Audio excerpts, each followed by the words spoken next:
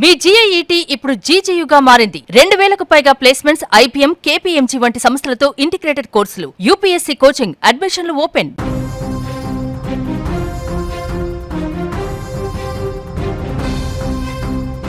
ఆ బాలిక వయసు కేవలం 13 సంవత్సరాలే. ఆ బాలికకు తరచూ ఫోన్ చూసే అలవాటు ఉంది. ఎప్పుడూ ఫోన్ చూస్తావా అంటూ మనవరాలిపై తాత కాస్త గరమయ్యాడు.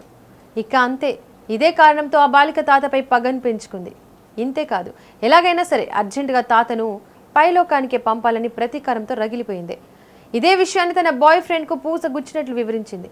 ఇక పక్కా ప్లాన్ ప్రకారం తన తాతను ఆ 13 ఏళ్ల మనవరాలు అతి దారుణంగా హత్య చేయించింది.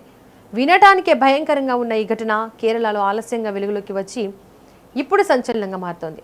కేవలం ఫోన్ చూడొద్దన్న ఆ ఒక్క కారణంతోనే తాతను చంపించిందా, లేదంటే మరేదైనా కారణం ఉందా? అసలేం జరిగింది? పోలీసుల కథనం ప్రకారం కేరళలోని అలప్పూజ జిల్లా కరువట్టాలో ఈ దారుణ ఘటన వెలుగులోకి వచ్చింది. శివం కుట్టి అనే 65 ఏళ్ల వ్యక్తి తనను ఎక్కువగా ఫోన్ చూడొద్దని మందలించడంతో తన మనవరాలు 13 ఏళ్ల బాలిక అతనిపై కోపం పెంచుకుంది.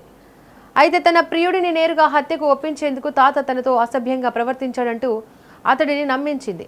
ఆ బాలిక చెప్పిన మాటలు నమ్మిన ప్రియుడు మరో 2 బాలులతో కలిసి హత్యకు ప్లాన్ చేసినట్లు పోలీసుల దర్యాప్తులో తేలింది. ఇక ప్లాన్ ప్రకారం నిందితులు శివం కుట్టి కాళ్ళు చేతులు కట్టేసి ఉరి బిగించి హత్య చేసి ఆధారాలు దొరకకుండా ఇంట్లో కారం పొడి చల్లి అక్కడి నుంచి వెళ్లిపోయారు. అయితే ఆ బాలురు వెళ్తూ ఇంట్లో ఉన్న సుమారు 36 గ్రాముల బంగారంతో పాటు కొంత నగదును తీసుకెళ్లినట్లు పోలీసులు వెల్లడించారు.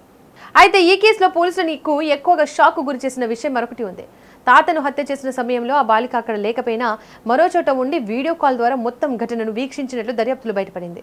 ఈ కేసులో నిందితులు ఎలాంటి ఆధారాలు లేకుండా తప్పించుకోవాలని ప్రయత్నించినప్పటికీ పోలీసుల ఇన్వెస్టిగేషన్లో అసలు విషయం బయటపడింది. విచారణలో బాలిక ప్రవర్తనపై పోలీసులకు అనుమానం రావడంతో ఆమెను ప్రశ్నించారు. ఆ తర్వాత ఒక్కొక్కటిగా షాకింగ్ విషయాలు బయటకు వచ్చినట్లు పోలీసులు తెలిపారు. దీంతో ఆ 13 ఏళ్ల బాలికతో పాటు మరో 3 మైనర్లను పోలీసులు అదుపులోకి తీసుకున్నారు. అయితే తాతను హత్య చేయడానికి అసలు కారణం ఫోన్ విషయంలో వచ్చిన గొడవేనా, లేక దీని వెనక మరేదైనా కారణం ఉందా అనే కోణంలో పోలీసులు దర్యాప్తు చేస్తున్నారు. ఒక చిన్న మందలింపు, ఒక పెద్ద అపార్థం, చివరికి ఓ 65 ఏళ్ల వ్యక్తి ప్రాణాలను బలిగొన్న ఘటన సంచలనంగా మారుతోంది.